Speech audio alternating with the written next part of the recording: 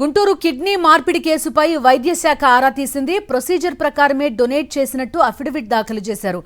Organ donation పై collector స్థాయి committee ఏర్పాటు చేసింది వైద్య శాఖ. ఇకపై కలెక్టర్ స్థాయిలో వెరిఫికేషన్ జరగనుంది. ఆర్గాన్ డొనేట్ చేసే వారిని విచారించనున్నారు కలెక్టర్.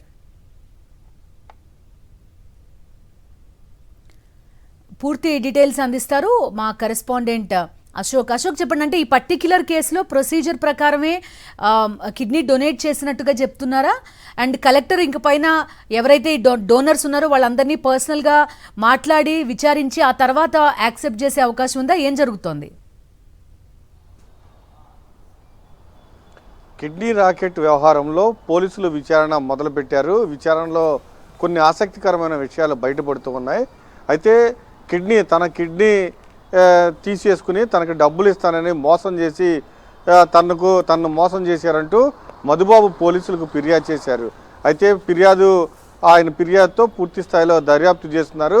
కానీ ఒక విధంగా చెప్పాలంటే ఎక్కడా దొరకకుండా, లీగల్గా ఎక్కడా దొరకకుండా ఈ ప్రాసెస్ జరిగింది. కానీ పోలీసులు మాత్రం పూర్తి స్థాయిలో దర్యాప్తు చేస్తున్నారు. హాస్పిటల్ యాజమాన్యం మాత్రం ఎక్కడా దొరకకుండా లీగల్గా అన్నీ మేనేజ్ చేసి ఈ వ్యవహారాన్ని నడిపించినట్లు కూడా చాలా స్పష్టంగా విచారణలో తేలింది.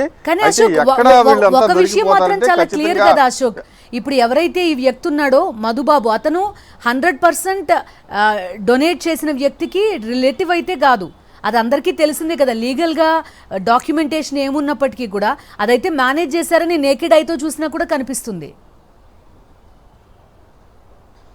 ఖచ్చితంగా అక్కడే ఆ వ్యవహారంలోనే పోలీసులు పూర్తి స్థాయిలో దర్యాప్తు చేస్తున్నారు. ఇప్పటికే 3 టీములను ఏర్పాటు చేయడం జరిగింది.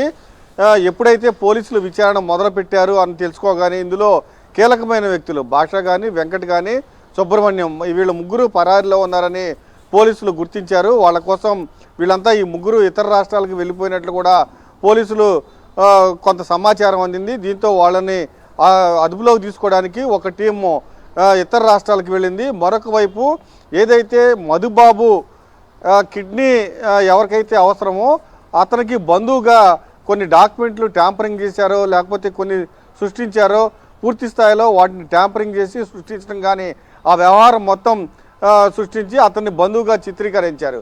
ఆ వ్యవహారంపై మరొక టీము పూర్తి స్థాయిలో దర్యాప్తు చేస్తున్నారు. ఇప్పటికే ఆధార్ కార్డును ఎలా మార్చేశారు, అలానే ఎంఆర్ఓ దగ్గర లేకపోతే ఇతర అధికారుల దగ్గర ఎలా మేనేజ్ చేశారు అనే దానిపైన పూర్తి స్థాయిలో దర్యాప్తు జరుగుతూ ఉంది. మరొక వైపు మెడికల్ బోర్డు ఉంటుంది. యాక్చువల్గా ఏంటంటే కిడ్నీ డొనేట్ చేయాలంటే దానికి సంబంధించి కిడ్నీ ఇచ్చే వ్యక్తిని ఒక బోర్డు ఉంటుంది ఒక గుంటూరు ప్రభుత్వ ఆసుపత్రిలో. ఆ బోర్డు పర్మిషన్ ఇస్తేనే కిడ్నీ డొనేట్ చేస్తారు. కానీ ఆ బోర్డు దగ్గర కూడా ఒక డాక్టర్ ఉంటారు. డాక్టరు పూర్తి స్థాయిలో విచారిస్తారు. మీరు కిడ్నీ ఇచ్చే వ్యక్తికి ఏమవుతారు, మీ ఆధార్ కార్డు ఏంటి, మీరు ఎక్కడి నుంచి, మీ పుట్టుపూర్వత్వరాలు ఏంటి అనేది పూర్తి స్థాయిలో విచారించిన తర్వాతే వాళ్ళు పర్మిషన్ ఇస్తారు. ఈ కేసులో అలాంటి విచారణ కూడా కొనసాగింది. దీనిపైన కూడా పోలీసులు బోర్డుకి అధికారులు ఎవరైతే ఈ బోర్డులో ఉన్నారో వాళ్ళందరినీ విచారించే పనిలో పడ్డారు.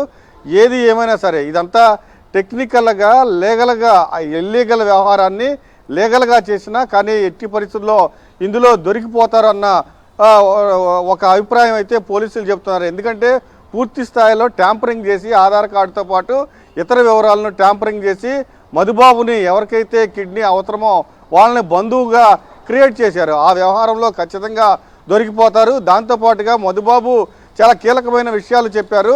ఏదైతే విజయ సూపర్ స్పెషాలిటీ హాస్పిటల్ ఉందో అందులో షరతు చాలా కీలకంగా వ్యవహరిస్తున్నారు. ఈ కిడ్నీ వ్యవహారానికి, కిడ్నీ రాకెట్ మొత్తానికి షరతే కీలకంగా వ్యవహరిస్తున్నారంటూ నిన్న పోలీసులకు ఫిర్యాదు ఇచ్చారు. వాళ్ళపైన కూడా కేసులు కూడా నమోదు చేయడం జరిగింది. ఈ మొత్తం వ్యవహారం పైన పోలీసులు పూర్తి స్థాయిలో విచారణ చేస్తున్నారు. ఒకవైపు, మరొక వైపు ఎవరైతే నిందితులు పరారీలో ఉన్నారో వాళ్ళ కోసం గాలింపు చర్యలు కూడా చేపట్టారు. బిందు.